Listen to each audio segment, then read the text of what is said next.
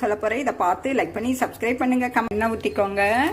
கடுகு 1 ஸ்பூன் போடுறோம். உளுத்தம் பருப்பு 3/4 ஸ்பூன் போடுறோம். ஜீரகம் 1/2 ஸ்பூன் போடுறோம். மீடியம் சைஸ் வெங்காயம் 1 போட்டுக்கிறேன். எல்லாத்தையும் ஒன்றா வதக்கிக்கலாம்.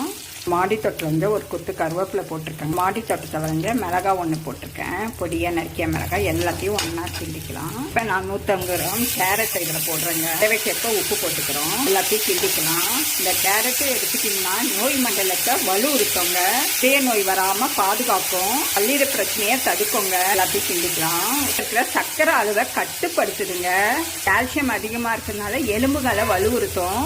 இதுகிட்டே போலாங்க. இந்த கேரட்ல ஆன்டி ஆக்சிஜன் அதிகமா இருக்கனால நோய் எதிர்ப்பு சக்தி நமக்கு நல்லதா கொடுக்குங்க. இது ஒரு 1/4 ஸ்பூன் மஞ்சத்தூள் போட்டுக்கோ. எல்லாத்தையும் கிண்டிக்கோங்க. நீர் பிரச்சனையை தடுக்குங்க. 1 ஸ்பூன் போடுறோம். எல்லாத்தையும் பெரட்டிக்கலாம். 1/4 ஸ்பூன் பெப்பர் போடுறோங்க. பெரட்டலாம். சூப்பரான கேரட் பொரியல் ரெடி.